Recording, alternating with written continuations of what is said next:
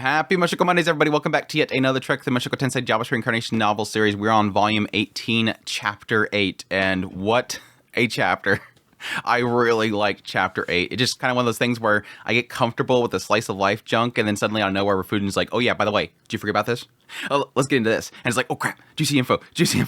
So I'm really excited to talk about that stuff. But yes, as per usual, thank you everybody that dropped by for the premiere. Hey chat, hope you guys are doing well. Hope you behave this week. Last week we had some bad chatters. But we also had some great support as well. We had Nicholas with a long-time membership. Thank you so much. Gearless with a membership. And yes, thank you, Gearless, for another amazing super chat. Thank you so much. That means so much to me. Also became a Patreon member. Noah with a great super as well. Thank you so much. And membership. Joshua with a super. What the fan art with a couple supers. Thank you so much. And then Kusha. I said it right. Thank you so much for the super. You guys mean so much to me. It's just fantastic. You guys' support, the kind words, hitting the like button. Go hit it. Do it now. Stop. I'm not gonna continue until you all hit it. I'm just joking.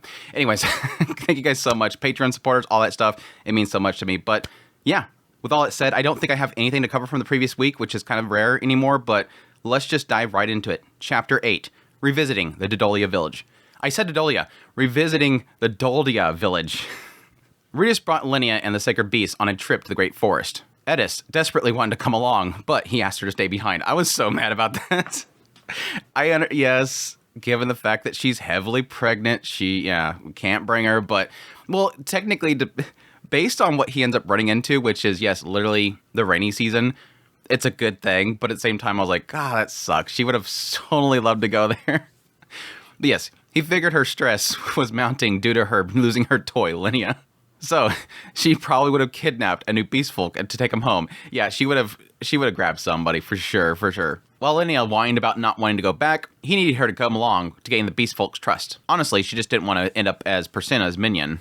Yes, that would probably happen. Well, we find out he wouldn't have, but yeah, if Persina ended up actually becoming somebody important, probably. Anyways, while the beast folks tended to be stubborn, he was much more mature now. It certainly wouldn't go as poorly as it did last time, as this time he would explain things properly. I do like the fact that he's sort of acknowledging that when he went through there the first time, he was still, in this world, yes, very young.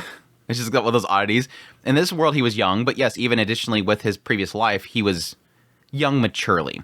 And so he's acknowledging the idea that despite the fact that I never matured in my previous life, I got to this world and I was still an idiot and I was still immature. That literally was before he even got to Paul, which I think was a massive growth point for him as a person. So I think if you really think about like his new life, again, acknowledging that he was pretty much a man-child from a previous life, in this new life, it wasn't until probably the whole situation with Paul that he ever had any sort of maturing as a person, because he was still his young self being dumb. So it's cool that he kind of explains that, yeah, when I was here previously, I was an idiot, and I probably could have handled things better. This time, I'm going to explain things properly. Granted, he wasn't given a chance to explain things properly last time, to be honest. He was just thrown right into jail and all that kind of stuff. Anyways, Aisha was left in charge of the mercenary band. She wouldn't have any problems since she handled most of the work anyways. Members mostly looked to Linnea from the start, but they'd come to respect Aisha as well. This whole adventure would be putting Rudius behind on his work for Orsted, but he wanted to nip this trouble in the bud. It would be bad if the beast folk charged in the Shariah a year from now to get the Sacred Beast back. Thankfully, Orsted didn't seem to be bothered with this request. He even offered to watch over the house while he was gone. I thought it was actually pretty cool. Like, I guess watch from a distance and make sure, like, sense if anything goes near there and then just kind of rush in there. That's pretty cool. Which, yes, technically not having Rudius there at the house, it wouldn't have that sort of disturbance for the man god. He'd probably be able to see the house and everything. So I'm not sure if they imply that the Sacred Beast is causing that as well, unless it may be the collar that it has on is similar to Rudius' bracelet. With Rudius' help, Orsted was laying more groundwork this loop than before, so he didn't mind Rudius getting a little sidetracked. While Rudius did have a teleportation circle to the Great Forest in the office basement, it was quite a distance from the Doldia village. Instead, he visited Pedagus's fortress, assuming he would know of teleportation ruins closer to the northern part of the Great Forest. When he visited, Pedagus was leaning back in his chair as usual, surrounded by Savaro and all the familiars. Well, minus one familiar, who was currently at the Ostran Palace. The Great Forest, you say? Is there a problem with that? No. Do you plan to leave immediately? The sooner the better, I figure. Pedagus's face clouded over when Rudius mentioned the Great Forest, as if he was hesitating. He acquiesced almost immediately. He truly was a magnanimous man. Somebody was pointing that out last Mushoku Monday. I'm like, yeah, technically I like that joke. It just constantly pops up. Ever since Savaro said that he's a magnanimous man, he keeps saying that. And it's like suddenly Rudy just keeps saying that. Like, yeah, he's really... Yeah, it's a lot of fun. But no, I was actually kind of curious as to what he was thinking about right here. Why his face clouded over in response to that. Like, it's causing some sort of issue there. And I think it's mainly because I was getting that confusion based on what he comes up here in a second. That said, the sacred beast, that does bring back some unpleasant memories. Petagoose glanced to Leo, brows drawn. Reese wondered what was behind his reaction. But he probably was acquainted with the previous sacred beast, having lived as long as he had. Reese had no idea what the relationship was, but wondered why he kept making a face. The current incarnation was his house pet. Leo didn't mind the way that Petagoose eyed him. He just sat there, looking poised. Linnea, on the other hand, was petrified. Apparently, she hadn't gotten used to Petagoose, despite meeting him when Aisha visited. I didn't know that she actually went with Aisha. I guess it makes sense that she would go along with her as protection or whatever, to go, again, all the way out to the ruins to get summoned up there and everything, so... Plus, I don't know if they've ever implied that Aisha knows how to ride a horse, and if they didn't ride a horse, it was actually a pretty long trip. It was like, very quick. It was like half a day, I think, on foot, but like an hour if you actually were on horseback. But no, going back to this whole thing with Petagoose and his mindset, yes, technically, based on later on when Rias goes there, it's flooded. So Petagoose could be making a face right here when he said Great Forest, based on him knowing it's probably flooded over there right now.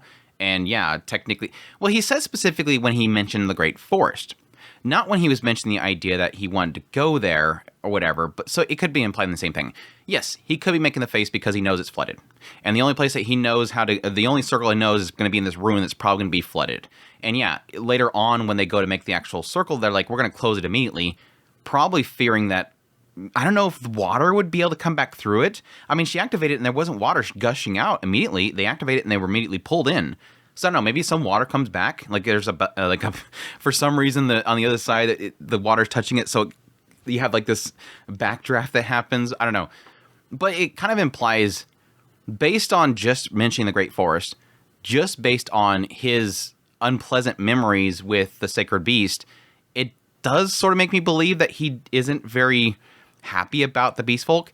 Now, yes, some will say that the Beast Folk is a race of the demon kind. I think they've mentioned that several times, that some people classify them as demons. Now, during Laplace's war, yes, technically the Beast Folk did ally with Laplace, or the demons, and then, yes, at some point, they did have to have their children, like, kidnapped. They're saying, like, they work with them or whatever, and he's like, no, they definitely kidnapped those kids and used them as hostages. But yes, the Beast Folk did change their side, but that was before... I think that was before Petagoose even got involved with the war itself. Like, they had that whole conflict, and then later on, the whole thing happened with, them working with Laplace, Petagoose and all them to become the heroes to save everything. Like, it was before the humans were completely back to the corner. So, I don't know how involved he was with that whole situation to have some sort of negative thought process there. And yes, technically, like I said, it wasn't until after the humans took the kids hostage and allied with the Beast Folk that he even got involved. So, I don't know. It's kind of an odd question there. But it could just simply be that, yes, he had some sort of experience with the previous Sacred Beast. Maybe this previous Sacred Beast was involved with somebody. I don't think it would be Laplace specifically, because I don't remember them ever mentioning Laplace and a Sacred Beast in regards to Laplace. So I don't think that would be the case. So it might just be something happened in the past. He was involved with the Sacred Beast in some way. Yeah, I can even put it in the idea that maybe possibly what's the chances of them having liked the previous Sacred Beast and had to see it pass or something or killed? That would be interesting. So that's going to be something that I had to put a little pin in. My assumption is going to be that he just maybe had some sort of run-in with somebody that had a previous iteration of the Sacred Beast and maybe had to fight them, and thus doesn't like them. I'm sorry that my little sister imposed on you the other day. Think nothing of it. I like clever people like her.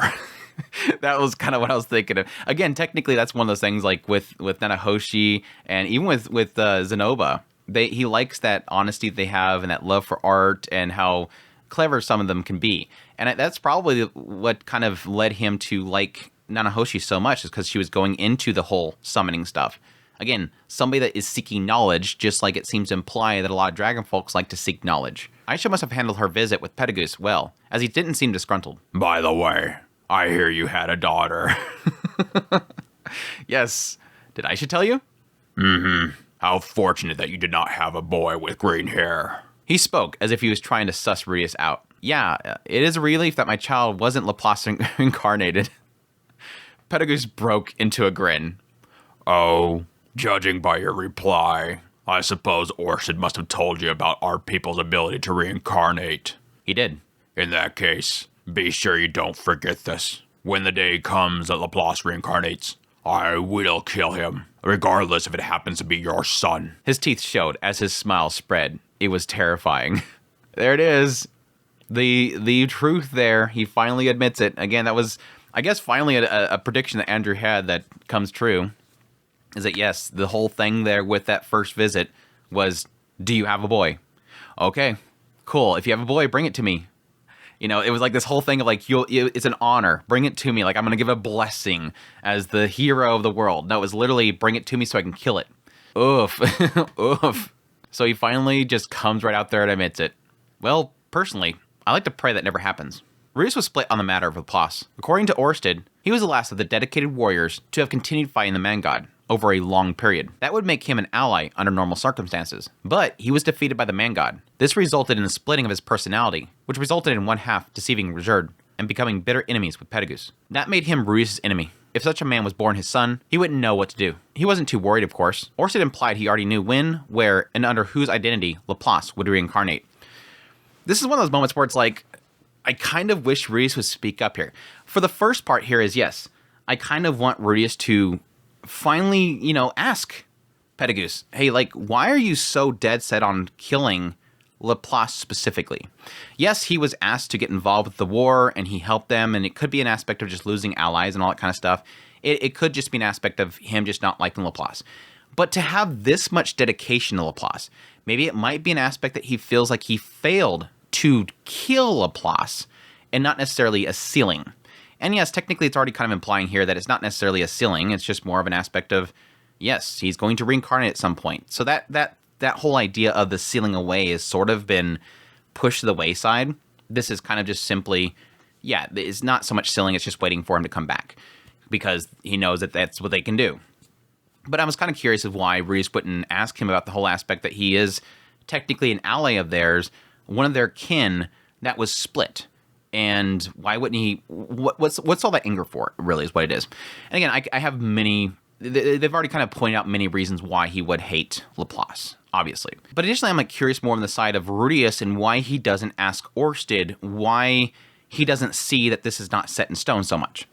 I mean, even with what's here to come up in a minute is the idea of, and Rudius wouldn't be able to question this because he hasn't done it yet, but Rudius is going to come find out that yes, Lara is supposed to be this chosen one. And in that regard, it's like, well, it's already kind of proving that Rudius is changing things. In any other loop, the chosen one wasn't Lada, obviously, because Rudius never was there to have Lada. So, granted, technically, Roxy could end up having the child with somebody else, but I think they imply that in the other loops that both Sylphie and Roxy never really gotten with anybody. So, even that case, yes, she never birthed the chosen one. Now, granted, I don't think there's nothing to imply that the chosen one is the one that's supposed to get involved with the man god, so thus it's not something that, you know, Orsted would even care about. But still, it's like these little inconsistencies. Like, oh, it's fine then. I'm not going to birth Laplace. But you're birthing the chosen one, and you're birthing something that wasn't birthed before. It's the idea that, yes, technically down the line, it could be that eventually Laplace is reborn, and it was born in this person instead. But again, Rudius is a big variable that's being brought in this picture. One, he has one of his aspects, and even Sylphie has one of his aspects. So this is an oddity. Is this not an oddity? Do you not see this being an oddity? Now, yes, Sylphie already had one of the aspects, I would assume, in the previous loops, but still, Rudius is creating this really big change in how everything's flowing out. But yet, it's never questioned. No. Orsted's dead set on this is going to be this way. He's seen it this way. But you're already creating so many variables. It's not going to be this way. Yeah, and even jokingly, Rudius said at some point, should I just keep pumping them out kids so that you have a big army for you? It was kind of funny. But yeah, it is interesting that Rudius is noting how, like, yeah, technically, despite the fact that Laplace is technically an ally of theirs, in its previous iteration, because it was somebody that was helping them defeat the man god, or at least was defeated by the man god, so they were in conflict, that yeah, technically they were an ally, but yeah, when it was split, then they became my enemy because they messed with Rizurd. They ruin Reserve's life, and thus I don't like them. So I'm conflicted in that regard. But it is funny that he's even considering like the idea of like what would happen if my son did come. Like, what if Sylphie had a boy, and that boy had green hair, and it's like the question mark of how much would they know? Are they gonna like pop out and suddenly go, "Ha, I'm Laplace, I finally returned." What would you do? Like, is it really that conflicting? Like, there is that mindset of like, yeah, I think if the kid came out and started cackling like Laplace and then said, I'm back, then yeah, I would be a little bit more, I would feel a little bit less conflicted about like, oh yeah, let's take this to, it sucks to say this, but I would, yeah, let's take it to Pedagoose, let him decide on it. But it's still your son? But is it your son? It is literally, there's a mindset that they literally push themselves into the body of that child, and that's what they're reincarnated as. Well, they haven't implied the idea that they replace the soul, but you can kind of assume that's the case. It's one of those weird oddities there. Or would you just raise the kid, raise it as your son? Like, I don't care what they might be. You could change Laplace by, nurturing them. They might actually grow up to be a good person. Who knows? It hasn't really fully explained how that whole system works. But yeah, here's where Rudius kind of acknowledged it. Rudius' appearance may have altered the future, but Laplace seemed to have a strong destiny of his own. I think that's probably why Rudius isn't really questioning it, is that I guess the assumption here is that because Laplace may possibly have like a really strong destiny of his own, that might mean, which I don't know why he gets that conclusion, it might be that he's not questioning Orsted, because Orsted is saying that he's going to appear at this point and it's going to trigger, maybe because it's going to trigger a lot of things in this future, that he has to be there for that strong destiny. That makes more sense to me. That said, I have no desire to cross blades with you. If anyone resembling Laplace is born into your family, you should consult me first. He spoke as if he was trying to console Rudius as he got up from his throne. While Rudius had no idea what consulting him would involve, his tone seemed to imply that he wouldn't let Laplace slip away at all. Perhaps agreeing not to kill the child outright and without warning was Pedagoose's way of showing mercy. I'm not going to come out there and just completely destroy your house and just destroy the kid immediately. I'll be patient and I'll kill it, okay? I'm going to gradually kill it. I'll talk you through the process. I'm not just going to come down there and murder it. Thanks, Pedagoose. I do like that Pedagoose is literally saying, I don't want to cross swords with you. I mean, there is a side of it that he might be fearful of Rudius, especially now that he is allied with Orsted. He might have a fear there. But I think it's kind of one of those cases where I think if even Orsted was backing Laplace, Pedagoose wouldn't let it be. Like, it's like this is his goal. He is so dead set on, this is what I have to do. I don't care who allies with him. I'm going to destroy him. And so it is one of those aspects that no matter what, I'm going to have to go that. I don't want to have to. And I think that's why he's saying, consult me. Like, he wants to do it diplomatically. Like, I don't want to just come after there and have to fight you to kill your child. Just come here and consult. Let's talk it out, and then I'm going to kill it. But it is cool that there is a side of it that makes you wonder, is it, I don't want to cross swords with you, but I'm still going to do it. I don't want to cross swords with you because you're my friend. I mean, even later on it mentions the idea that, yeah, Survival says that Pedagoose considers you a friend. But it can also be an aspect of, maybe there is an aspect of knowing that Rudius is powerful and that he has Orsted behind him. I think it's a friend side. He does like Rudius. Now then, I'll begin preparations for your teleportation circle. Wait in your room for a bit. Rudius decided to pay Nanahoshi a visit while the circle was being prepared. After not finding her in her usual room, Rudius ran into Yuzuru of Atonement. She informed Rudius that Nanahoshi was currently learning about practical applications of teleportation circles, which we already know what that is. Literally is setting up your teleportation circle. There was a lot to digest and remember, which had to be rough. Rudius would pitch in to help her if she needed it. But for now, he left potato chips and rice balls for her to find later. It's like, don't do that. It hurts her. Stop giving her this stuff. Some nostalgic food would be healing for the soul. I think it always ruins her whenever you do that. You gotta stop doing that. Returning to his assigned room to wait for Pedagoose, Linnea immediately dove onto the couch before sighing. You being on phase I get, but Aisha being fearless is another story, boss. Can't believe she acted like she was on equal footing with someone that terrifying, yeah? Rudius had no idea what Aisha discussed with Pedagoose, but knowing her, everything must have gone well. Pedagoose seemed pretty chill about their encounter as well. The only problem that Aisha had was saying things that she was thinking, even if it was insensitive or offensive. Rudius thought that he would take some preemptive measures to make sure that she doesn't end up stepping on Pedagoose's toes. I can totally see this. Like, yeah, Pedagoose is like eating and she shows up and he goes from eating straight to the throne room and sits there and he's got like something on his cheek and she starts laughing at him and gets angry. No, he's a magnanimous man. Linnea, none of us are on equal footing with him. We're all beneath him. The only reason Aisha was forgiven for being so brazen is because Lord Petagoose is a magnanimous man. Stop it. Think so, yeah? Sure he's not just terrified of that big bag dragon god boss you got behind you? I haven't met him myself, but he's sure scary, right? Cliff was a trembling mess, yeah? Hey, knock that off. That's not true at all. She was being reckless. Petagoose could overhear every word of their conversation. This was the equivalent to squeezing water from a dirty rag in someone's tea before serving it. He couldn't believe the nerve of her. Not long after, a grumpy Serval showed up. As suspected, she must have overheard them. Lord Petagoose is a magnanimous man, and he thinks of you as a close friend. Her added emphasis was like, it was like putting him in his place. He really wished that she would take it, the idiot cat, wouldn't take the idiot cat so seriously. Reese had no intentions of getting ahead of himself. Besides, it was a great honor to be considered a friend by someone like Lord Petagoose. Reese said as much to Serval, trying to butter her up, but it must have been overdone, as it did nothing to soften her bad mood. She ushered them out of the room and to the basement. In one of the dimly lit rooms, they found Petagoose and Nanahoshi standing side by side in front of an unlit circle. As Reese waited, wondering what the holdup would be, Nanahoshi took a deep breath, holding a magic crystal in her hand. You're only putting into practice what you already know. No need to feel nervous. Right. Rudius, go ahead and get on it. I apologize in advance if I mess up anything. Her face was tense with anxiety as she motioned them to the circle. She would be activating it this time, and Rudius' party were their guinea pigs. He couldn't really complain as he was the one that asked his favor out of the blue. It's like beggars can't be choosers kind of mentality here. Sorry if you end up under the ocean in the middle of nowhere. I'm sure that Petagoose is watching her process and knows full well that the circle that she makes is going to be proper. Serval, did you hand them the map? Oh, pardon me. I nearly forgot. She handed the map to Reese, who studied it. I laughed so hard out loud when I first read this. She's so petty. Serval's so petty. How dare you make fun of my magnanimous man? I'm not going to give you your map. She handed the map to Rudius and he studied it. Dodolia village near the edge of the paper.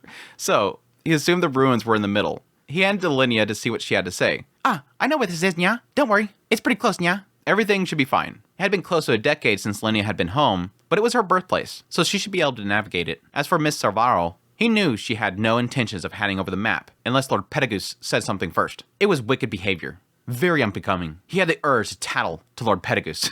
He'd be like, Petagoose, get your girl in check. Daddy Petagoose, Serval's picking on me. Stop being mean to my friend. Serval. So stupid, I'm sorry. I'm just tickled by the scene, I'm sorry. Now, let's get started. All right. Nanahoshi knelt and drew the magic crystal close to the circle. With a brush, she began to draw something on the ground. Just to be on the safe side, we're only going to activate the circle for a moment. Once you're over there, you'll need to figure it out for yourself. Understood? Reese blinked in confusion. Yes, understood. Since they were still busy setting up things, Reese's mind didn't really register what Petagoose was saying. He only started contemplating the meaning of what he said later on. Would there be a beast waiting for them? No. Considering the time of the year, perhaps... Hey, about what you said. It seemed that Linnea realized the same implication. Alas, Nanahoshi finished her preparation. She put the magical crystal on top of it, and it began to faintly glow, sucking Rudius and party in. Yeah, it kind of dawned on me at that point as well. There's...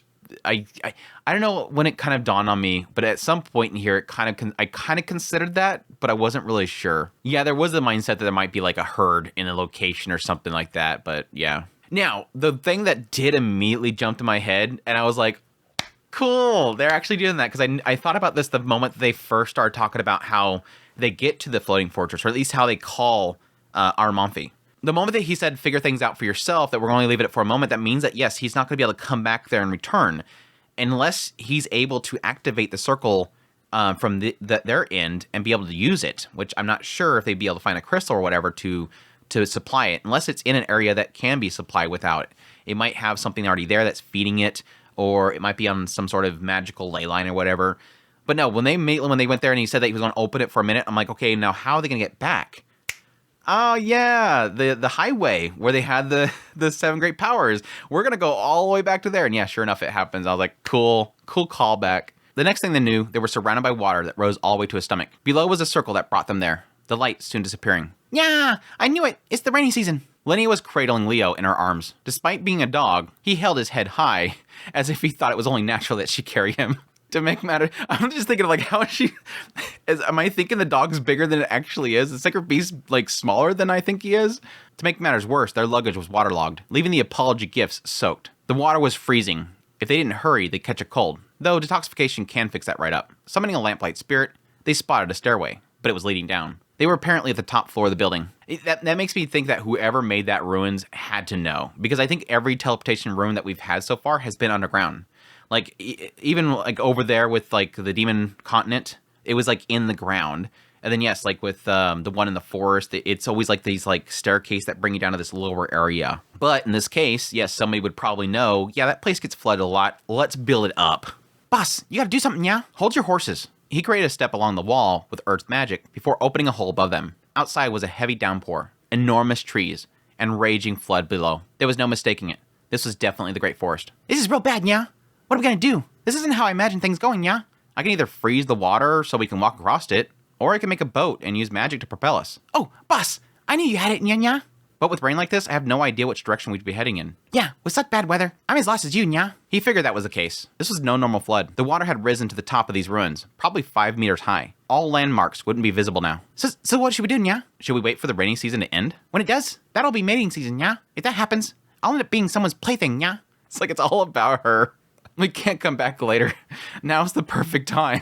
All right, mating season. It was one thing to resist her while they were at home, but Rudius wasn't sure if he could hold himself back on a trip like this. It was probably best to get going, or check with Orsted to see if he had some kind of item that would help them. Leo then barked, puffed out his chest as he looked up at Rudius. You mean it, yeah? You aren't the sacred beast for nothing. That's for sure, yeah? It was smart to bring Linnea along, considering she'd be able to understand him. What's he even saying, Linnea? He knows the way. So he said make a boat, yeah? All right, roger that. So his title wasn't meaningless. Rather, he was very capable.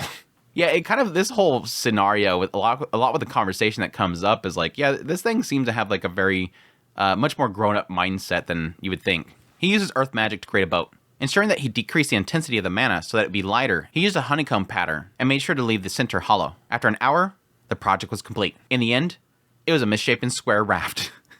Well, it floated. I like it like, yeah, I'm gonna make a boat. All right, I'm gonna make a boat, and it's a raft. Hey, it floats. All right, shall we be off? You sure this is gonna be okay, Nya? Boss, did you run out of mana or something? I sure hope we don't sink halfway there, Nya. If it starts going under, we'll stop midway and climb up on the trees and rest on the branches for a while. Ugh, I'm not really sure about this, Nya. Woof. Oh, boss, he says to go this way, Nya. Got it. Well, then off we go. There was a side of me that was almost going to consider that Linnea would be like a cat, like not wanting to be wet. Like when they first got there and he's like, they're basically floating in like some water. It's like I could only totally see her be like, crap. But no, she seems to handle the water well. It's more the fact that it's raging water that is why all these beast folk seem to be dying.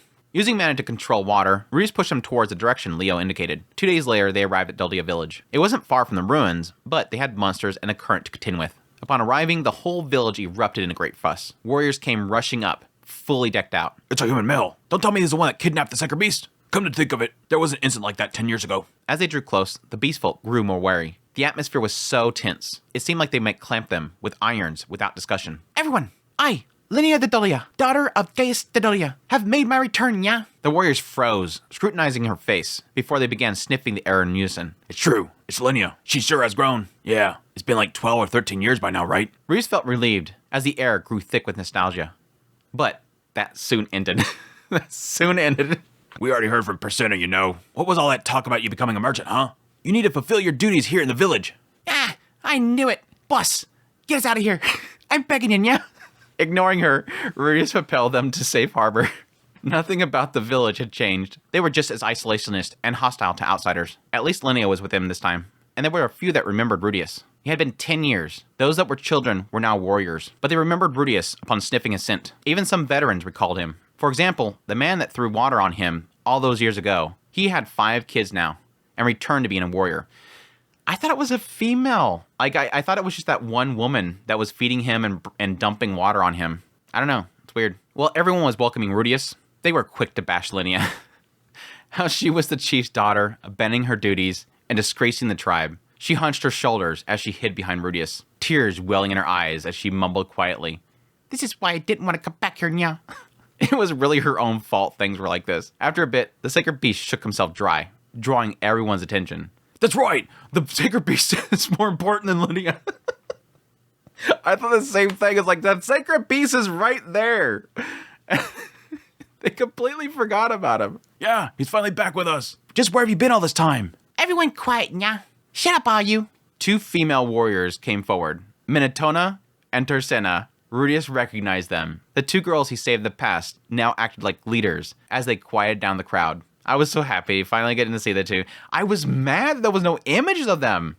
That was what was annoying. Like, I told the mods, I'm like, all right, got these 2 chapters done. Give me the images. One of them better be Minotona and Tersena. And if not, I'm mad. I like the pictures, but I wanted a picture of them. What the heck?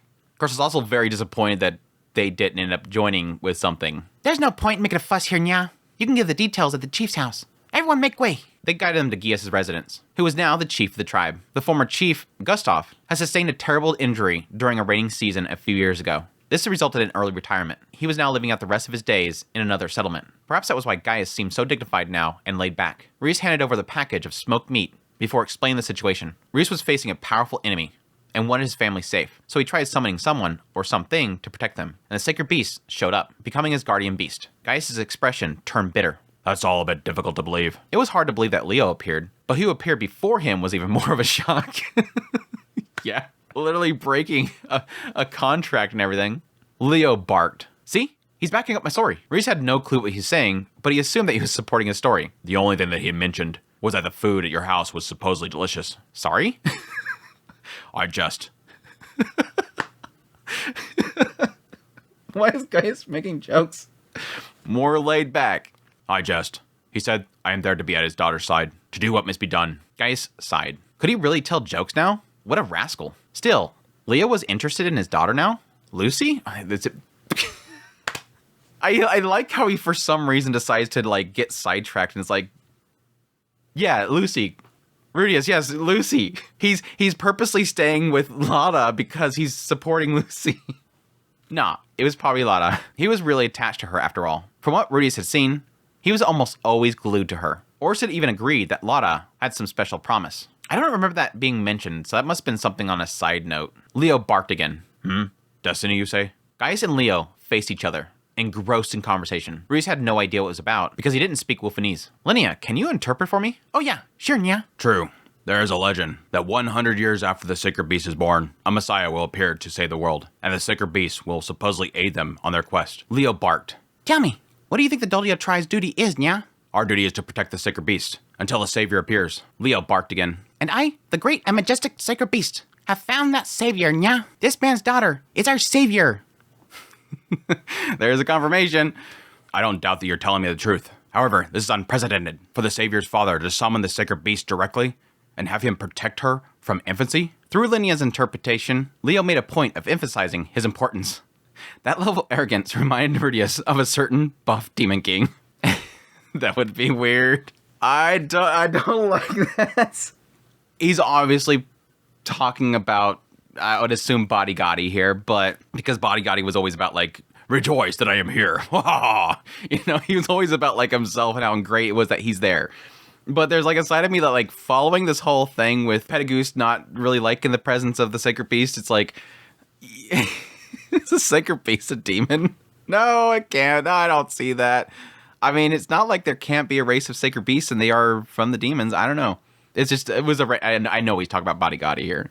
So, his daughter was a savior? Little Lotta with that impotent-looking face? Orsid had hinted something along those lines, but nothing concrete. It felt surreal somehow. Maybe he should start teaching her kung fu while she was young, passing along his fatherly knowledge. Leo barked again. The legend also talks about the possibility of the savior dying early. Tell me, do you recall what that entails? According to legend, if the savior dies, the sacred tree will wither. The sacred beast will also grow weaker and weaker until death takes him. Leo growled. Someone is after my master's life. Is it your desire to snuff mine out as well? No, that is absolutely not what we want. Leo barked. In that case, there should be no issues here. Gaius' expression softened before he glared at Linnea, who was animated in her interpretation. Linnea withered under his gaze and hid behind Rudius. This was why she needed to stop joking around. The creative liberties of interpretation pissed Gaius off. Linnea, is everything he's saying true? Yes, sir. He's here to protect Boss's I mean, Lord Rudius' child, yeah. It was rare to see Linnea speak so politely. Apparently, even this delinquent was terrified of her father. A human girl, huh? It's only been 20 years since the Sacred Beast was born, so I was under the impression it would be another 80 years before he fulfilled his duties. Technically, the girl is half demon and half human, so I think she'll live a long time, yeah. Aha.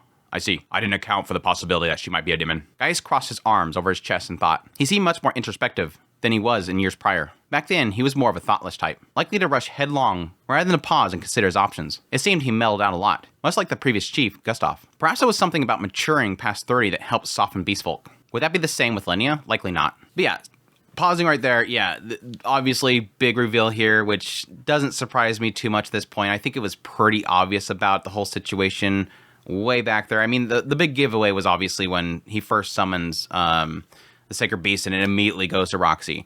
I think even that, I don't remember, did we even know that she was pregnant at that point, but it was still kind of drawn to her, so I was kind of assuming at that point, yeah, she's pregnant, and yeah, it's obvious that that's the chosen one. I kind of seem to remember that there was some sort of connection between the Sacred Beast and Rudius way back then, but it could just be the fact that, you know, like being pet, nobody touches a thing. It's like this whole aspect of the Rudius, like the only one that'll touch the thing, so it really likes getting pets, and everybody else is hands off with it.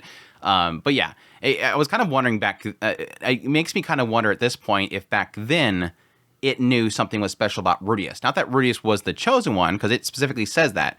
No, he's not the destined one.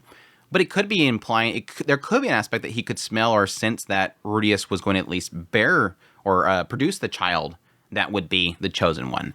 But yeah, this all kind of makes sense, and I don't know why. I don't know if it ever connected with me back then. I would have to go back and check all my notes and everything back then. I kind of seem to remember thinking the idea. Maybe it was when Roxy first got with Rudius. I think maybe then I had the thought process then that, oh yeah, if there's this whole Sacred Beast thing, and it's gonna, you know, one of them's gonna be the chosen one, is gonna be one of his children, because I always knew that it was gonna be Rudius, and I like that they confirmed that. But there was a thought process that it's going to be somebody that Rudius bears. Like a child that Rudius will produce is going to be the one that Sacred Beast will join. And yeah, I think even way back then, when there was a thought of Roxy getting with Rudius, I was like, yeah, that makes sense right there, because it's going to be, like he says, 80 years before this Sacred Beast would be getting with the person that's going to go on that journey. So it would make sense that it would either have to be a great-grandchild, or it could be one of Roxy's children. Now, it hasn't implied yet what the age expectancy is for somebody that is half Midgardian. It could be that they get full that side, the Midgard side of lifespan, and look like a human. It could more represent Roxy. There's a million different ways that it can go as to what the genes will provide for, you know, life expectancy. But yeah, it could technically cut the life expectancy down being part human. But this is already implying that no, this child is going to live a long time, because it's going to journey with the Sacred Beast to save the world from this calamity. So that's all cool. Great little reveal there. And I like how it kind of puts it in the idea of like, yeah, are you going to keep me from doing my duty? I found this child. Are you going to stop me from protecting it?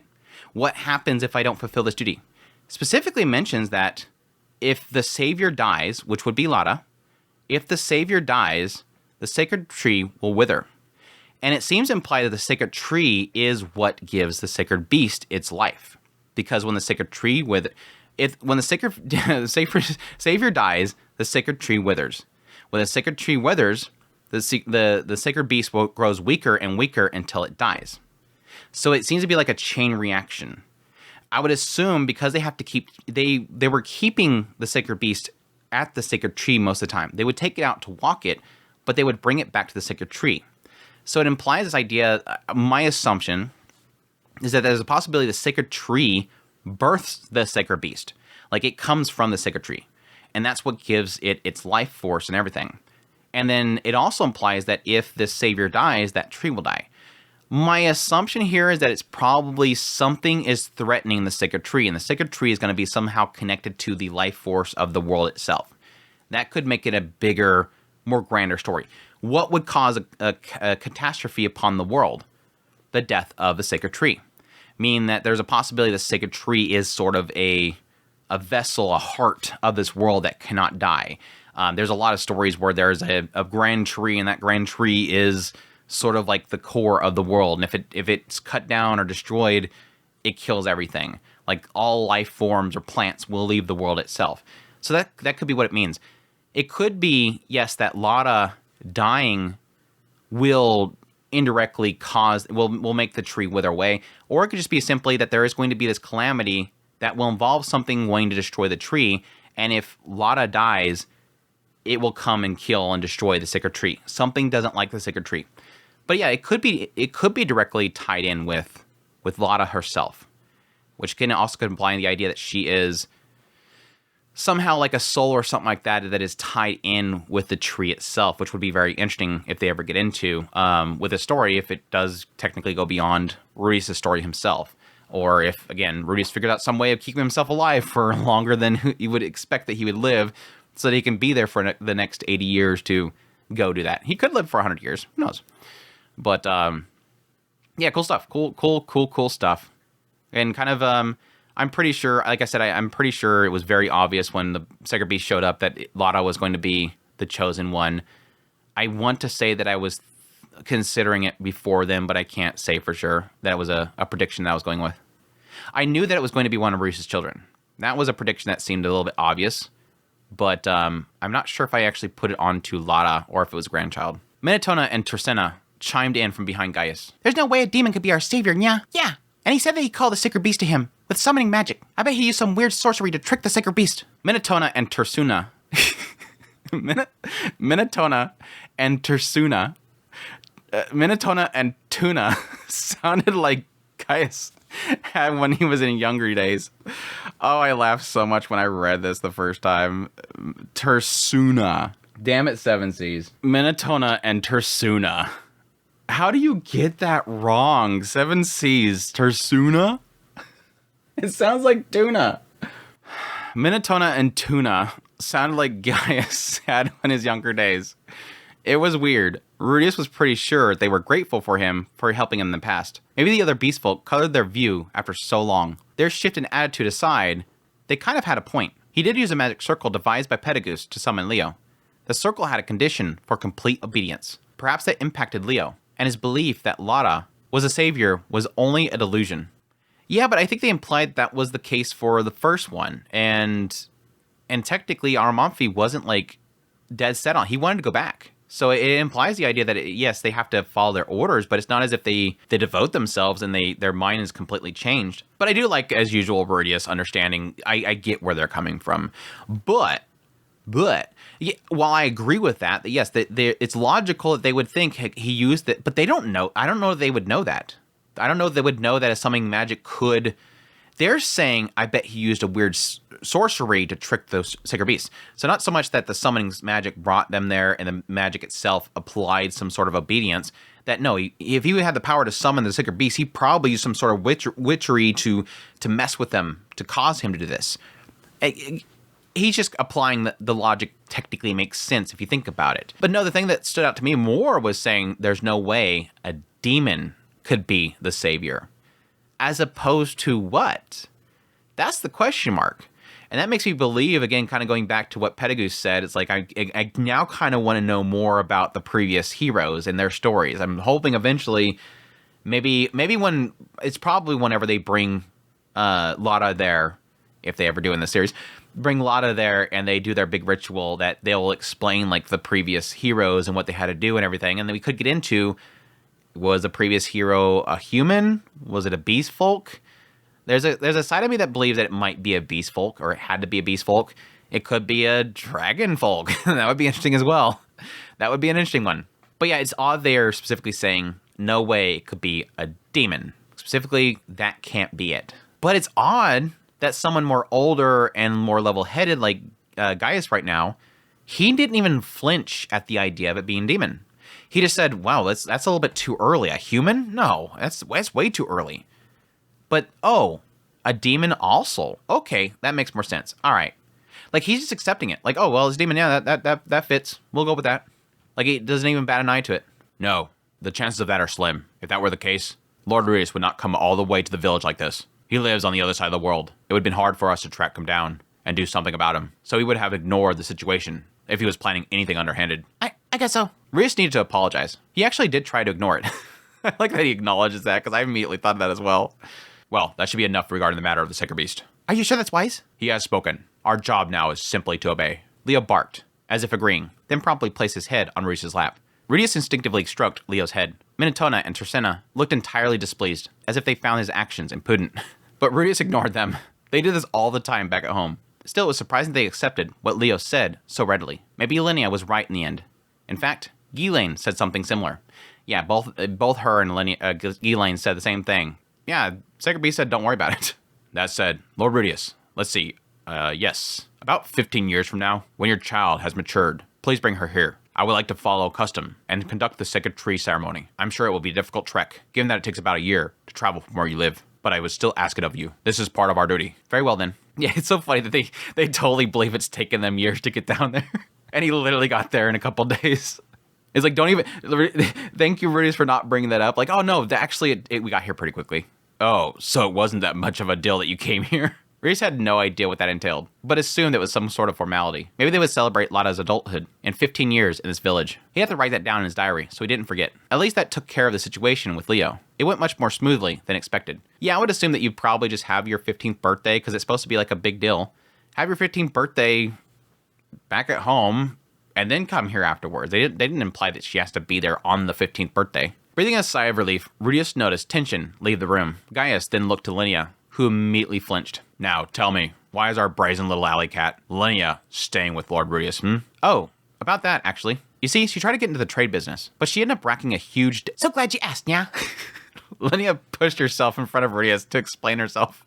You see, I thought about throwing my hat and trying out the trading business after I split up with Priscilla. But then one day, I received a divine revelation from the heavens, yeah? I followed their advice and returned to the magic city of Shariah. And would you believe who I found there? None other than the Sacred Beast himself. This is it, I thought to myself, the purpose for which I was led there. To look after the Sacred Beast and all his needs. So really, I haven't forgot the duty our tribe's been tasked with. In fact, the whole reason I didn't come back here was because, as one of our warriors, I was still trying to fulfill my role, yeah? It was impressive how she could pull out so many lies out of thin air like that. Or perhaps she was contemplating her one excuse she would feed her father in advance. Gaius looked skeptical, but Minotona and Tersena looked convinced. They regarded her disdainfully before, but now gazes in reverence. These guys really were simple-minded. It just rolls off the tongue for her. Though Rudius did read a manga somewhere, that once people stopped looking down on others and start respecting people, it facilitated their own growth. It made sense. Finding something good in hopeless people reflected on one's maturity. Still, lying wasn't great.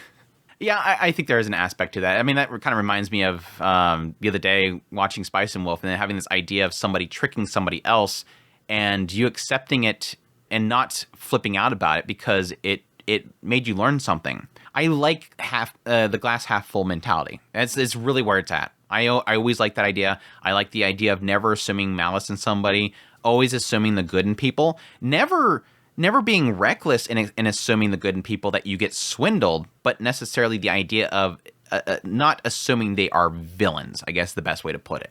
And yes, being more accepting of people, even when they're hopeless, is a good thing. It better helps other people, and thus is a good nature in yourself. I guess the best way to put it. I know, whatever. Pardon, Mr. Gaius, actually, she tried her hand at the whole trading business and racked up a bunch of debt. That's how she ended up being turned into a slave, and I stepped in to save her. Well, really, I just shouldered her debt for her. Interesting. Yeah, boss. You're not supposed to tell about the truth. Minotona and Tersena were back to giving their dirty looks. She's currently working at my place to return the money she owes me. So what you mean, Lord Rudius, is that she is currently your slave, correct? Now that he thought about it, Linnea was Gaius's daughter. He could imagine how he felt as his father, hearing that his child had been turned into a slave. If the same happened to Lucy, Rudius would kill whoever owned her and free her. No questions asked. Regardless, he couldn't bring himself to lie. Effectively, I guess you could say that. But, to be clear, I am most certainly not treating her like a slave. I'm just helping her get back on her feet, as a friend. But yet you're forcing her to have to do things. It's kind of the same thing. It all kind of works the same way. I mean, you're controlling her beyond her will. I mean, it's an oddity there, really. But no, I can see the same thing. Like, when I got to this part, I'm like, no, Gaius is not going to think that way. I can see Rudius, yes, definitely thinking that way. I can see myself being that way. If my child was stuck in some sort of forced labor, I could not even tell. It would be hard to say that it wouldn't turn violent. That's just something it would not pass for me. I would try to do anything I could in order to undo the situation. But yeah, if it had to come to that, the fists are going to swing at least. But yeah, I didn't really see that being Gaius's mentality. It's just, it really does feel like the Beast Folk just handle things so much different than what everybody else does. They think different. I mean, just go with something simpler, as simple as the whole situation with the mating season. It's just not like normal human customs. They're just different. I don't care whatever the circumstances are. She is the one who abandoned her duties for her ambitions, only to end up in enormous debt and bring trouble to the door of our people's hero. I would be ashamed for anyone to even know she's from our village. So please, feel free to do whatever you want with her. Gaius sure turned into a reasonable man since he last visited. Wait, no. Judging by his face, he was actually lamenting the kind of woman his daughter had turned into. Yeah, it's like he's thinking about Rudius and how he's handling the situation, but no, he's actually thinking about her. And here, that was actually the best example. I knew I had a better example, and I didn't think about it then. But yeah, good example of how they think about things differently. Ghislaine, like when Rudius and Edis came there, that was like a moment of like issue there. Was like, they literally were like, no, that's Ghislaine. She's feral. We don't care about her. She was useless. She was a stain upon our tribe. That shows different. That's your sister. Really? Is he going to feel any different to his daughter? I would hope so, but still, it's like an honor thing. It's like, it's all about honor, really. Hey, Daddy, isn't that a bit cruel, nya? I was in a real bind there, nya. If things hadn't gone the way they did, I'd have been a sex toy for some perverted nobles. As I recall, Lord Rudius, your libido was pretty strong as a child. Mating season should start soon. When that happens, you're welcome to use Linnea as you please. Gosh. Nya, Daddy, have you no concern for your daughter's chastity? Linnea waved her fist in the air before Gaius glared at her. His throat rumbled low and deep. Silence. If you claim to be one of the Beast Folk, then you should offer your body freely to repay what you owe. Yeah, fine. I understand, nya. I was the one in the wrong, nya. Linnea then hid behind Rudius again. He didn't mind being used as a shield, but she didn't have to push her breast up against his back. He had no intentions of doing anything to her, mating season or not. At any rate, it is true that someone needs to be there to look after the sacred beast, and we haven't the means to return the debt that Linnea owes anyways. So please take her with you when you go. Oof. Oof. Take my... Everybody's like, no, I don't want to bring him with me. Rudius didn't need someone to look after Leo, but Duldia tribe had their duties. If they wanted to watch over him, Rudius had no reason to refuse them. Besides, it would be a bigger problem if Linnea remained. Now, that's the oddity there, that yes, that's pretty much Rudius saying that he's going to allow Linnea back into his house. And the whole idea with the whole business and stuff was to get Linnea out of the house, and this is putting her right back in there. Now, she could just be in the area and help with the beast, with the sacred beast, but it could be an idea of her actually staying there again. However, I do feel uneasy sending Linnea by herself. That makes sense. Boss, I'd rather you not agree with him about that, nya. Rudius understood where Gaius is coming from. It wasn't because Linnea was unreliable or anything, but that lately she was kind of leaning that way. Yeah, I mean, I agree with that. She's not the most duty-bound, smart person there. So one more person then. Let's see. Ah, yes. What about taking Minotona or Tersina with you to look after the sacred beast? The two of them stepped forward, both decked out in leather armor, thick swords at their backs. They were both muscular and ample breasts. They were rather well endowed when they were younger, but only matured since then. The Beast Folk were the perfect tribe for anyone that was a fan of big chests. I'll go, nya. No, I will. I'm better with a sword and smarter than you, nya. We both attended the same school in Zandport. Zandport. Zandport. This is 2 in 1 chapter. Holy crap. We both attended the same school in Zandport. I don't know where Zandport is. I'm assuming Zantport, because Zantport is like right there. And they had the whole conflict where, yeah, with the whole smuggling stuff, and they had to go there to Zantport and everything. It's like literally right there. So that's probably what they're talking about, is Zantport. But 7 Seas, so, you know, it is what it is. And I'm the one that had better grades. They were really that desperate to wait on Leo hand and foot? 15 years away from this place would kill any chance they had of becoming a chief one day. Or was it a greater honor in their tribe to look after the sacred beast? I would assume that was the case. Tersina may have a better magic grades, but I was better at everything else, nya. That's not true at all, Tona. You're a big liar. You're the liar, Tersina. The two of them reminded Rudius of Linnea and Persina, defending their own position. And of course, it had to be a dog and a cat, so yeah, sure. Has Persina not made it back home yet? Gaius' expression immediately soured. Oh, I kind of assumed that there was not going to be good, because it was very curious that they hadn't mentioned Persina at all the way up to this point. So yeah, the moment that his expression soured, I'm like, something happened. This way. Rudius was led to a building at the edge of the village. It was familiar to Rudius, as he lived there once before. It was quite a comfortable little spot, even if he shared it with a roommate, a middle-aged man with a monkey's face. It had been a nice accommodation still. The security was top-notch, and jokes aside, it was a jail.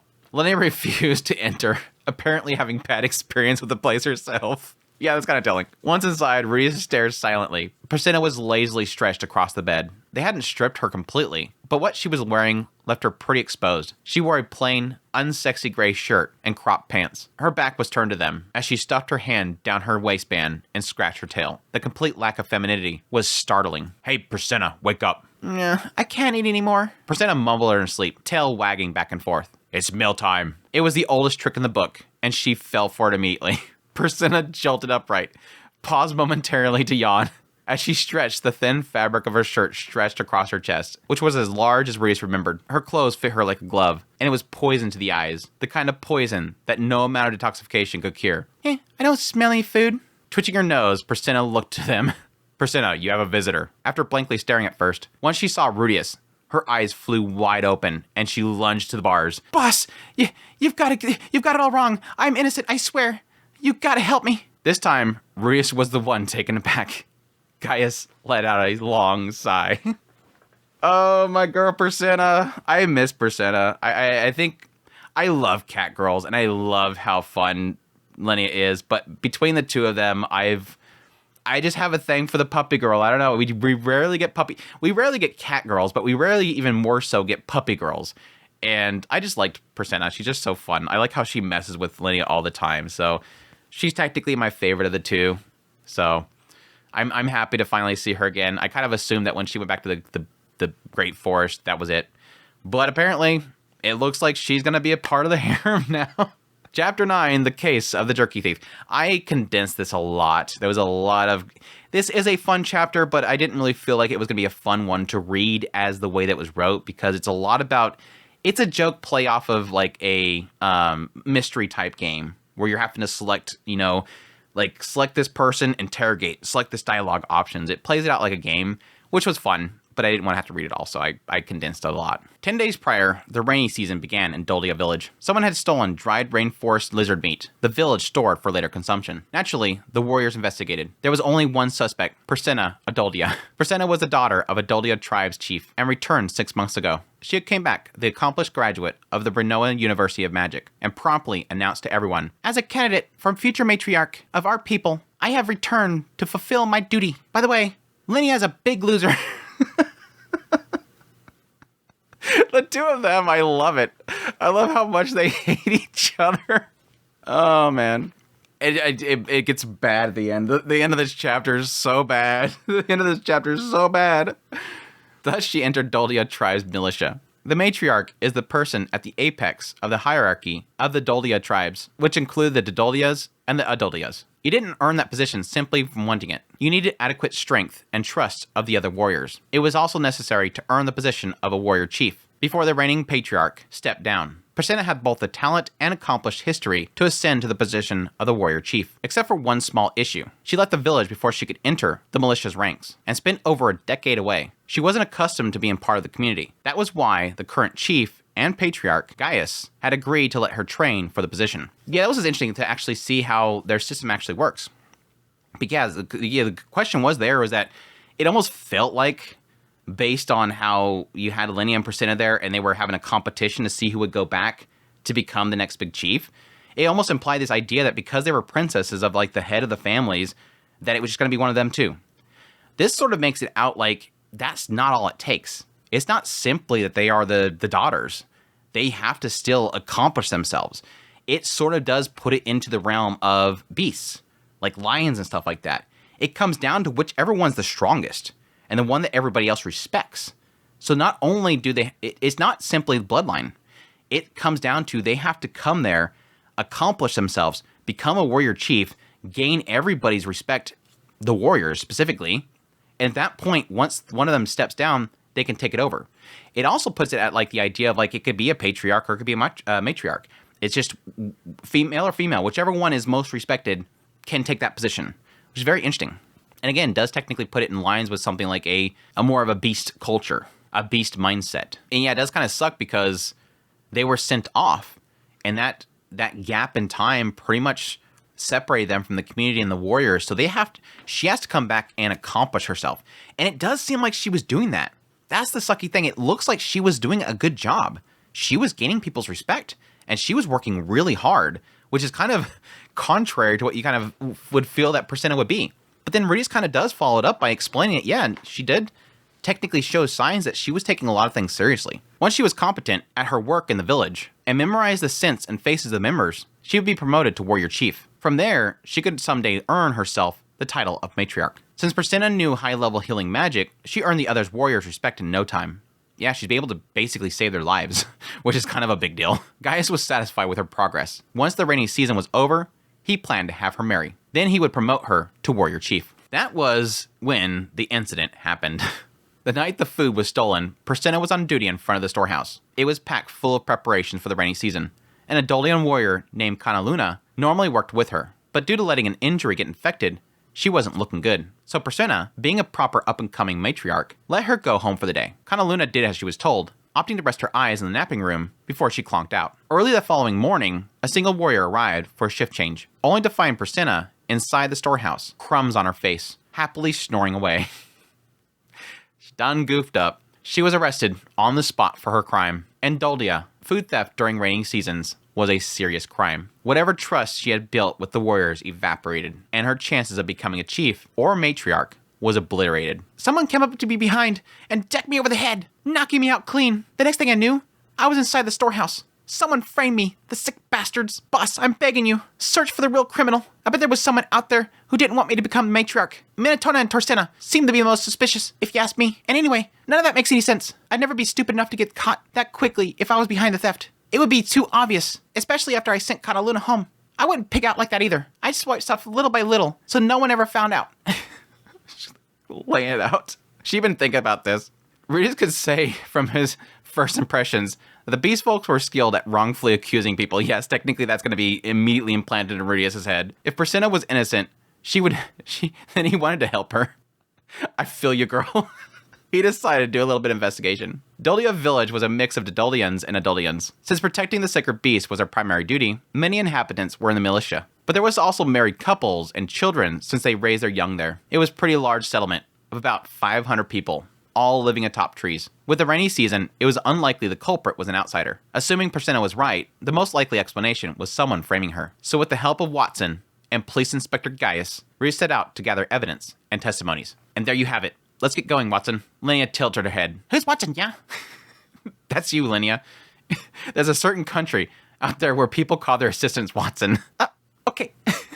Gaius had no problems with being given the title of police inspector, but despite that indulgence, he did sigh as if he thought it was futile. First witness was Gimmel, the one that first arrived at the scene. Rudeus recognized him, and Gimmel pointed out that Rudeus saved his life 10 years prior. Rudeus recalled a cute little boy wagging his tail after he fished him out of the water. Back to the subject, Rudeus questioned the man about the scene of the crime. She was caught, belly bloated, next to a box of jerky cracked open. While no one witnessed her actually eating it, she was caught with meat between her teeth, and her saliva smelled like the half-eaten jerky that was found nearby. They even went so far as to say that her burps carried the scent of the meat as well. Their ability to detect the guilt of a suspect by smell was foolproof. It felt as if it was guaranteed that Persona was in fact the one that devoured the jerky. Rudeus then inquired if there was any evidence of others in the room, but there was none. Second witness testimony was Kanaluna, the fellow night shift guard. Kanaluna noted that Persona kept complaining about not having eaten anything since that morning. It seemed like something else was amiss, as Persona was always chowing down on something. This ended up being because a group was injured the day before. So Persona being the only one that could use advanced healing magic, it was up to her to heal all of those that were injured. In the end, she collapsed from the lack of mana.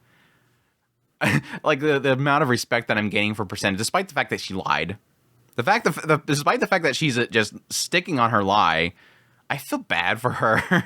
She works so hard. Yes, it's self-serving. It could be self-serving, like she's working hard because she wants that, but she's still saving lives. Rudeus had experienced that before. When you ran dry, you passed out and didn't wake for half a day, or even a whole day in some cases. Persona must have passed out, woke up, and went straight to guard duty. Rudeus wondered why they didn't feed her something, but the rules were rules. During raiding season, any snacking or eating outside regular meal times was prohibited. They kept strict tabs on provisions to ensure they didn't run out in the 3-month period. With a lot of warriors out of commission and bedridden, Persona would have to attend her guard duties, fatigue or not. To her credit, Persona shook it off, saying that it was just a little hunger, Nothing serious. It made sense that she probably felt a sense of duty as a future matriarch. It was admirable, a shining example to Rios' past lazy self, who tried every excuse in the book to skip out of obligations.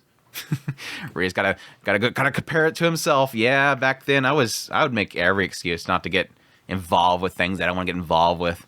In the end, Kana Luna regretted not getting Presena something to eat back then. Rios himself felt the circumstances seemed to warrant an exception for Presena's offense. Still, that would be difficult, since the suspect in question claimed that she hadn't done anything. Rios then turned to Watson. No, Linnea, for her opinion. She obviously thought that Presena was guilty from the start. Linnea knew that Presena had a habit of swiping anything available when her stomach was empty. That meant that Presena had a prior record. With that, Rios returned to the only witness whose statement seemed inconsistent. Presena. Returning to the jail, Rios confronted Presena. Presena, are you absolutely certain you're not guilty? Look at me in the eyes and tell me. I mean it, boss. Believe me. She gazed directly at him, eyes glimmering, with her hands clasped in front of her. The only thing that seemed suspicious was the way that her tail wagged. He had to trick her into telling the truth. This is kind of clever, I gotta admit. If I advocate for you, there's a good chance I can get you out of here. I knew you could do it, boss. But if you leave this cell and I discover that you're lying, I won't let you eat meat for a whole year. Well, of course, I'm not lying. Can you swear to God? I can. Her eyes darted back and forth nervously. Rios knew something was fishy. It was a guilty look. Just so you're aware, I show no mercy to those who blaspheme my God. He reached through the bars, grabbed her head with his hands, and forced her to look him in the face. Can you swear to God? She knows damn well not to mess with Roxy. She knows damn well not to mess with Roxy. He should have pulled the Ponsu out right then. That would have been perfect. Presena knew the person Rios revered so greatly. Her face went deathly pale, and her entire body trembled. She curled her tail between her legs and grabbed the tip of it with both hands. That is so wrong. That is so wrong. I just mental image, easy mental image of that.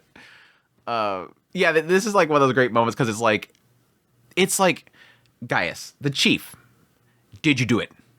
No, I didn't do it. Hell no. She doesn't fear the chief. She doesn't fear him. Yeah, she hates the idea of getting thrown in jail, but she more fears the idea of people believing that she did it. So if she admits it, that's her chances of becoming a matriarch is gone. So it's really only about status at this point and saving her own reputation. Now when Rios is standing before her and says, look at me, swear to my God that you didn't do it. Immediately, what goes into her head? He reveres Roxy, that Ponsu that was in that little thing, and remembering what he did to her last time, completely humiliating her and everything, and additionally, the fact that she fears Rudius. She fears Rudius and knows that if she blasphemes Rudius' God, and based on her own experience, how mad he would get, she's fearful right now of her life. She's literally fearful right now for her life, which any other person that talks to her is not going to get that across. Rudius can get that across just by saying that. Because it's one of those things where, like, it's like the whole, like, jury trial and stuff like that, or a court case or a testimony or something like that, and you have them actually swear to God. And it's like, you know that most people that they're swearing to that Bible before they do the testimony, there's a lot of people that don't even believe in it. So it makes you kind of wish, yes, it technically does come down to perjury and stuff like that if you are wrong. But it's like most people kind of just, they go along with it, and it's like, you know, they don't actually truly believe that if they don't tell the whole truth and nothing but the truth, it doesn't matter. Who cares? I don't believe in that person anyways. Right here, he's forcing her to swear to his God. Not that she would believe it, but she knows how devoted Rudius is to that. So it doesn't matter if she believes in that God or not, or Roxy being a god. She's just fearful of Rudius. Anyways, it's good. It's good stuff. Well, It was me. I did it. with that, the case was solved. She attempted to blame a third party because she didn't want to admit responsibility. Sneaky little devil. She was bewitched by the meat, so perhaps she was a victim herself in a way. Mr. Geiss, I apologize for the extra trouble. I'm fine. More importantly, are you sure you're all right with Presena? All right with Presena? For what? I'm speaking, of course, about the other warrior you plan to take with you to look after the sicker beast. Rios was confused. He never said anything about Presena filling that role. He seemed way too excited about the prospects of him taking Priscilla. Although he did bring her up in the first place, so it made sense that he got the wrong idea. Yeah, that was one of those moments like, wait, what? Where do we get this? Where do we get this idea? Yeah, technically, when he was asking, who do you want? He's like, well, where's Priscilla? Are you truly sure that you want her? No, I don't. Of course he didn't want her. He'd be suspected of cheating once again when he let another girl, if he let her into his house. He's like, I can't bring her home. There's gonna be people gonna be like, oh, you brought another one home. Is this your next one, Rudius? Is this your next one you're gonna marry? He's gonna be suspected of cheating once again. Sylvie and Roxy had given him beautiful baby girls, and he didn't want to screw up his whole family because of this idiot. Rudius could already picture her gobbling up all of their meat, and how bitter Aisha and Lilia would be afterwards. The only person who'd welcome her in with open arms would be Edis.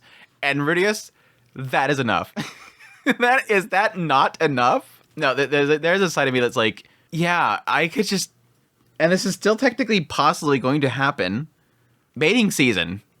Having Priscilla and Linnea in the house. It has to be when mating season happens. He's probably going to either take them out to the office and lock them up there, or he's going to buy like a hotel or something for them to stay in. Ain't no way in hell he's going to deal with listening to them purring and meowing the whole time. I'm having way too much fun with these chapters. I told you I like these chapters. It's fun. This is good stuff. It would be better to have someone more serious who wouldn't get him accused of two-timing. Like Gimel, for instance. Yeah, get Gimel. I saved that poor little kid from the water. I see. So you prefer someone else. Then would you be going for Minotona or Tristina? No, those two are also candidates for the matriarch, right? There must be someone else. Heading towards the exit as they discussed the options, Priscilla shouted from behind, but they both ignored her. Wait, don't leave me here, boss. Get me out. I want you to take me with you. I don't want to live a life without meat.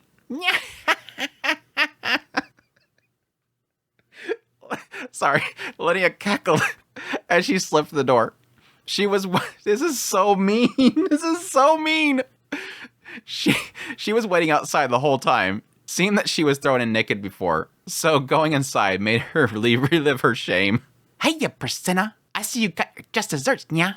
Linnea, I thought I caught a whiff of your scent. What are you doing here? Linnea was sporting the pair of sunglasses from before for some reason. Why? You ask? Nya. You really don't know, nya? Linnea grabbed Rudius' arm and pressed her breasts against it. Don't tell me. You and boss are... Priscilla's nose twitched as she sniffed the air. Her lips trembled. Linnea's lips pursed into a truly sinister grin. You got it. That reminds me of the passionate night we spent together. Boss picked me up and carried me out like a princess in his arms. Oh no, I can't share any more details than that, nya. Just know that Boss made Meow weep that day. That can't be. Boss said that he wouldn't be doing dirty by Fitz and Roxy, so he wouldn't give us the time of day. Don't you think the only reason he never paid you any attention is because you weren't attractive enough? The second it was just him and Meow, he couldn't get enough. Man, I tell ya, the noble blood of the gray rats flows strong in his veins. Our first night together was so rough, I thought he might break one of my ribs, nya. Break one of your ribs? Just how rough was the sex you were having? Linnea was probably referring to the first night that she spent with Edis. So it wasn't actually a lie. Edis had a habit of practically squeezing her bedmate to death in her sleep. Rudius and Leo had fallen victim to this. Apparently Linnea too. The next morning, Linnea was on the verge of tears as Sylphie was tending her wounds. Linnea, your boss's wife now? Nah, not his wife exactly, nya. Linnea paused for exaggerative effect. But basically, I'm like his slave, nya. His slave? Priscilla's face went bright red as she slapped her hands over her mouth. So stupid. You could say I carved a pretty good spot out for myself, nya. I may be his slave, but he lets me work, and I've got 50 subordinates under Meow. Unlike you, I'll never get thrown in jail, and I get to enjoy the boss's affections. Oh, but I gotta admit, it would be way more grand to be the Dodia's matriarch, nya. But you seem to be out of the running for that, nya. Linnea! So mean. It's so mean. Oh, I almost... If it weren't for the fact that these two are such dorks, I would probably really hate Linnea right now, but they're just dorks. Plus, it just seems like she's trying to get back at her. She beat me, took basically the title of being the chief, going back home and being the tribe leader, but now I got her this time. Paybacks. Persenna's face heated with anger as she grabbed the bars and shook them. Slowly but surely, she slumped to her knees, sniffling. It's not fair. That day, I really was so busy. I couldn't find the time to eat a single bite the whole day. I didn't even eat that much from the storehouse. Only on what I'd eat at a normal meal. We could replenish that much by killing and drying out another beast. Persenna slumped forward, weeping. Linnea finally peeled herself from Rudius. Ah, that felt good, yeah. She really did look satisfied. What a terrible person.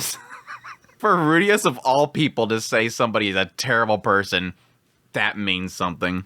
Persenna's exceptional circumstances did deserve some consideration. The monster attack had gone from midnight until morning. Whoever was on guard duty at the time was responsible for the number of injuries. Their missteps shifted the burden upon Persenna as one of the tribe's healers. Once all the monsters were dealt with, she worked tirelessly to heal people, which is probably why so many were saved. But in the end, she collapsed, having spent all her mana. They gave her no time to eat when she finally woke up and was sent straight to guard duty. What she'd gone through would have been rough on anyone. No one could fault her for it. She did steal food, no excusing that. In Japan, if a police officer was discovered to have committed a crime, they were immediately removed from duty. She was due some consideration, but a crime was still a crime. She had defied one of the village's rules. She couldn't very well complain that she was no longer in the running for warrior chief or matriarch.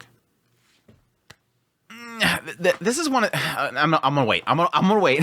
There's something that comes up here in a minute that I'm like, I really hard disagree in some of this stuff, in my opinion. Hey, boss, Dad, I have a favor to ask ya. Linnea lowered her entire upper body into a perfect 45-degree bow. I would like you to appoint Persenna to look after the sacred beast, yeah? Lifting her face, she stared with determination in her eyes. Rias straightened up to hear her out. Good. See right here, Linnea's, she got what she wanted, and now she's like, okay, I want to help my girl. Linnea's like, I got my payback, time to help my girl out. Like it's one of those things that they're just bestest friends. It's just they love to spout. The two of us went off to those far-off foreign lands so that we could become the best that we could be as potential future matriarchs, yeah? I'm confident we put more effort than anyone else. We never would have become head of the class otherwise, yeah? When I lost to Persenna at the very end, I gave up and let her walk the path of our people. But I only did that because I thought she'd make a great matriarch, yeah? I don't think it's fair for her to have to start back from square one for a single mistake, yeah? Linnea paused, took a breath, then turned to her father. I want you to give her a chance, yeah? If she's able to look after the sacred beast for the next 5 years, no. Make that 10, like she's supposed to, and fulfills her role assigned to her, then let her come back here with Boss's daughter, and forgive her for her crime, yeah? I won't ask you to make her the matriarch, but I'd like her to have a similar respectable position, yeah? Her request wasn't the least bit logical. Linnea had abandoned her duties to become a merchant. She had no right to make a request like this. Besides, this crime was a result to Persenna's lack of self-control. Reese could admit that she deserved some leniency due to the circumstances, but a crime was still a crime. It was too much to ask complete forgiveness, simply because she worked hard up until this point. It wasn't a valid reason. Massive disagreement here. Massively disagree with Reese here. Okay. I'm fully acknowledging here this is the Beast Folk tribe. It could be very well that Gaius is a perfect person. Gaius could be a completely perfect person that has never made a mistake in his entire life. Never did anything wrong. And that's why he's in the position he is. But I would assume that most everybody actually has a flaw. They've done something wrong or they did something incorrectly. Yes, she broke I would assume, it seems to imply, this rule to not touch that food is a big deal. And I would assume that because essentially if one person goes in that storeroom and eats that food and they don't have enough food to get everybody through the year, 500 people. If they don't have enough food to get 500 people through that rainy season, people die. So it's literally by eating that food, consuming a bunch of that food, you are putting people to death. That is basically equated to murder. So I can see them taking that storehouse extremely seriously. And in a sense, somebody breaking the rule to not touch that food, they have to make an example of them. And that's why it doesn't surprise me that they have her locked up. But I do agree the idea, but I am more of the mindset here that you can't dispute, you can't deny someone's crazy efforts for their entire life for something over one mistake. I really don't like the way that he puts that here. Is too much asked for. Okay, complete forgiveness, yes, I understand. You can't ask for complete forgiveness. Like, let's just forget that it ever happened. I don't think that's a possibility there. But I don't think that it's also valid to say that because somebody makes one mistake, that you can't look at their past. Because, well, I was getting into earlier, again, fully knowing this is a beast folks right here, not us, a lot of court systems in a lot of areas will acknowledge somebody's past. So if you were to, say you get a speeding ticket, if you go before the judge and you print out your record and your record is literally zilch, you can go, look, judge, this is one mistake. In a lot of cases, you'll get some lenience there from a judge. Yeah, that's fine. It's your first time. It's okay. Don't let it happen again, basically. Don't make it a habit. So past record is a sign of somebody's current state.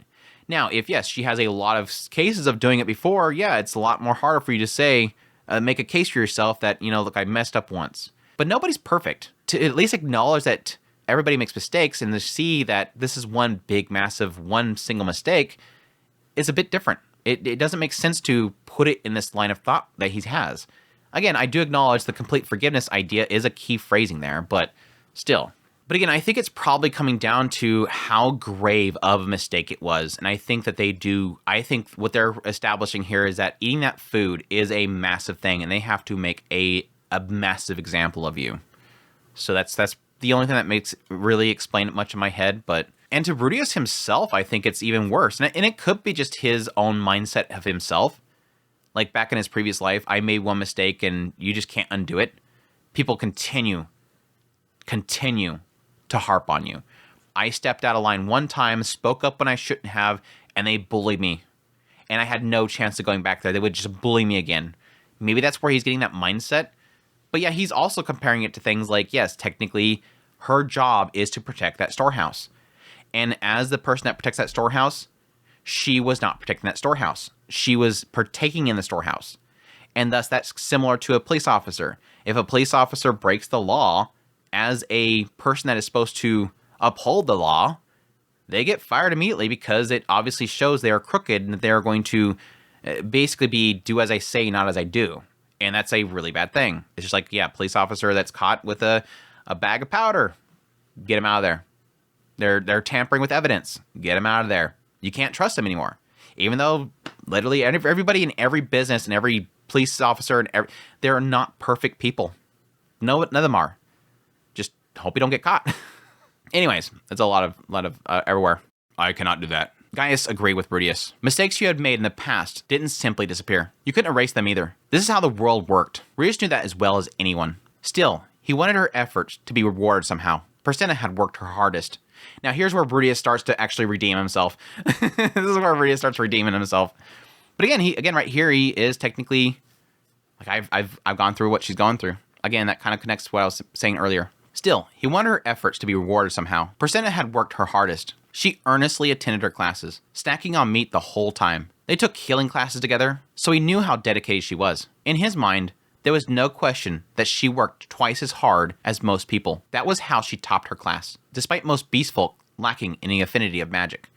That's a good point. They've never really specified that beast folk were really apt for magic. I mean, we're getting a clear example of it here as well. But yes, I do recall back when Rudius was attending classes, it did mention at some point that Persena was having her help him out all the time. It made Rudius want all that work to pay off for her, honestly. Mostly because he empathized with her. If he worked hard at something, he'd want it to bear fruit for him. If he was in the position to help someone be rewarded, he wanted to do his utmost in that respect. Mr. Gaius, I hope you don't mind, but I'd also like you to ask to agree with Linea's request. Huh?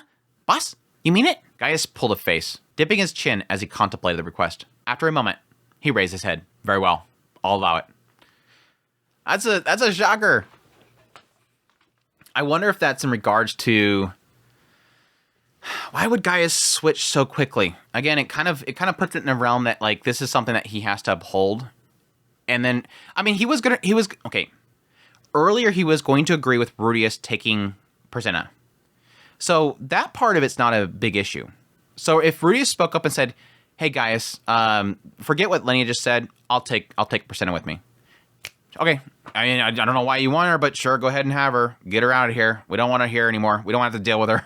But specifically here, Linnea's saying, not only let us take Persena with us, she's also saying, let her be able to come back and be forgiven, basically. Let her have another chance at this. Now, she's saying specifically, She doesn't have to get a matriarch or anything like that, but at least allow her to have a respectable position. Like, let her have some sort of similar placement. Let her be able to rise up somehow. And that's the big part of this. That's the extra addition he's adding. And it doesn't seem like he thinks about it for very long. Linnea asked for it? No. Rudius asked for it? Okay. He's doing this for a favor for Rudius. And I think that's probably why I think he's doing it because he wants to keep in good favor with Rudius. There's a side of it that he does like Rudius. Again, Rudius brought information about his sister to him. Talked about how great his sister was and all this great stuff. He helped them with the village last time they was there. Saved a lot of people's lives back then. Rudius has saved a lot of people in this village. Not just from the attacks from the bandits, but the flood itself. Helping them with supplies, preparing, fishing people out of the water. All this stuff. That was a big deal. And then here again, he's coming back. He brought back the Sacred Beast. He's being honest with the Sacred Beast. He's now knows about how the fact that, again, Rudius is the father of their savior. Their destined one. So I can see Gaius really kind of accepting that more than just with Linnea. The old Gaius would have stubbornly said no until the end. Taking care of the Sacred Beast seemed like an exceedingly prestigious duty. Not something he would entrust to a criminal who stole food. To not only let Priscilla have that honor, but wipe her slate clean as well? It was foolish. The only one benefiting from this was Priscilla. Enormously so. Rudius wasn't sure if his judgment on that matter was correct. He was probably making a mistake, but that was exactly why he acknowledged that he was being selfish. Yeah, there is a side of me that's like, if this Sacred Beast is so important, why are they not going with Rudius? Why are they not all just like packing up and going?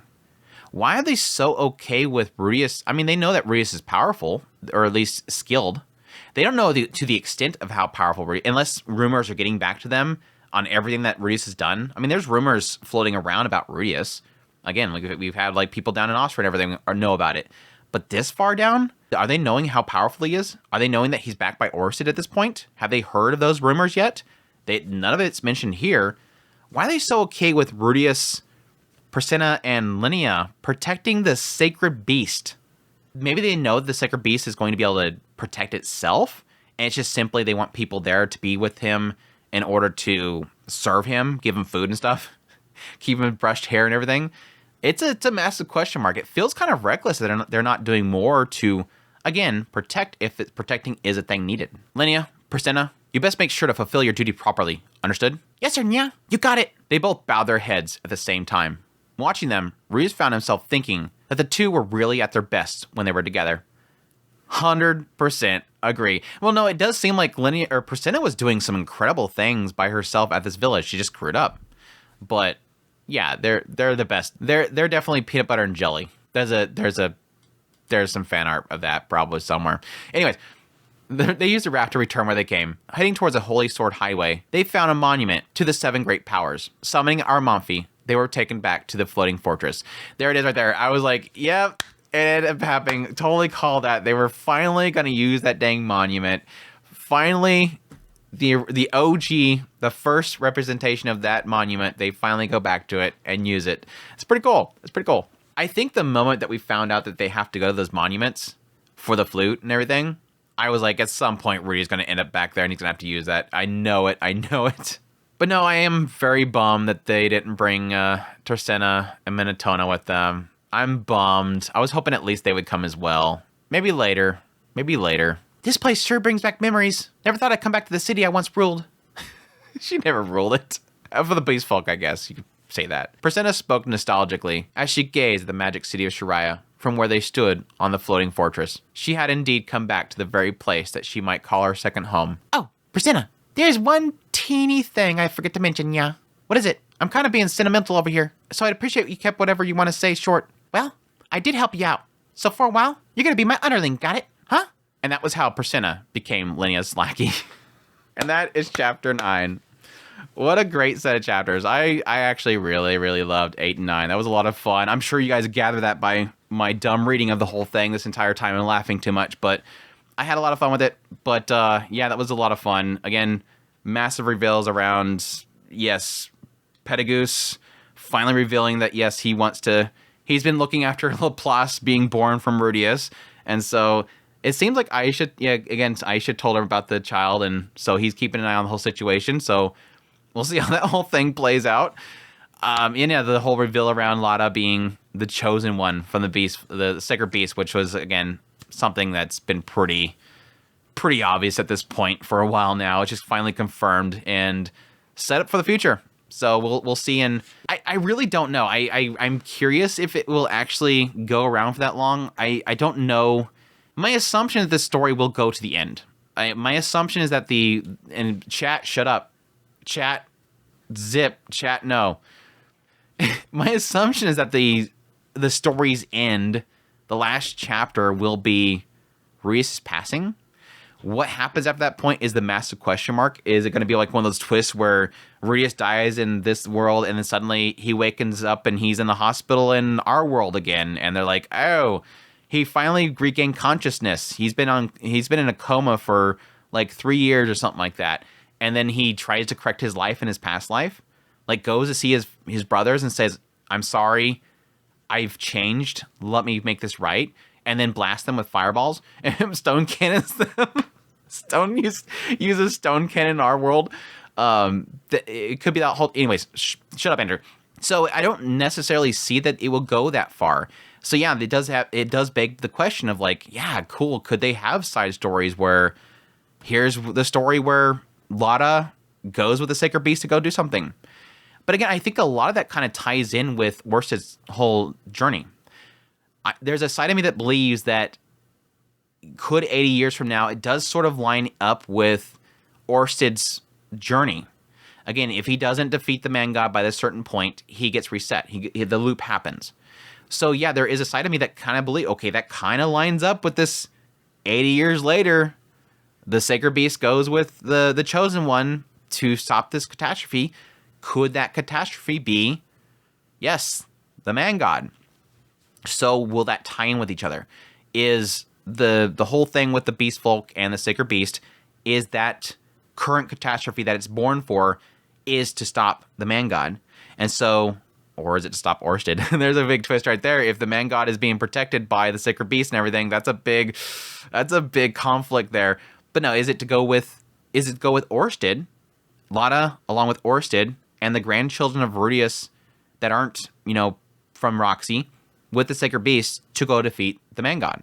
And will that be a story that they can tell on the side? But I'm more thinking, I think that would be a very odd way of finishing the series, not to have what currently is for the last several volumes, the bad guy, be wrapped up.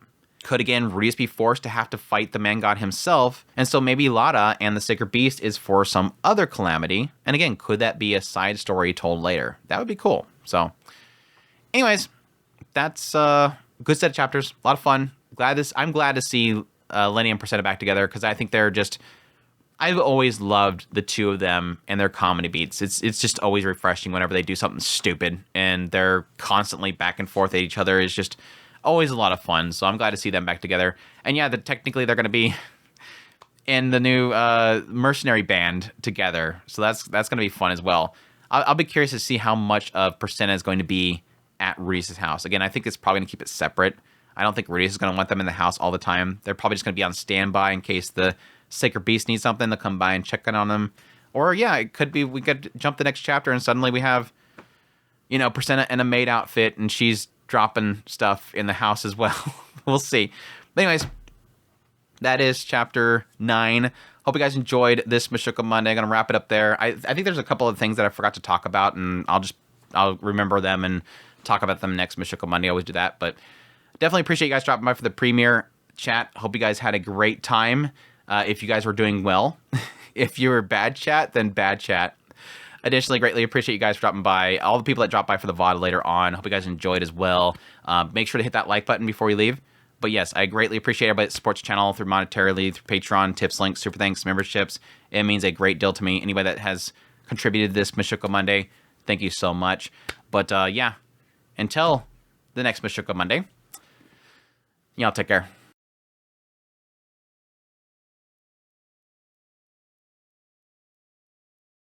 But I like her to at least be. But I like her to have at least. But I like her to at least have a similarity. But I like her to have a similarly respectful. But rules were world. But rules were. But rules were word.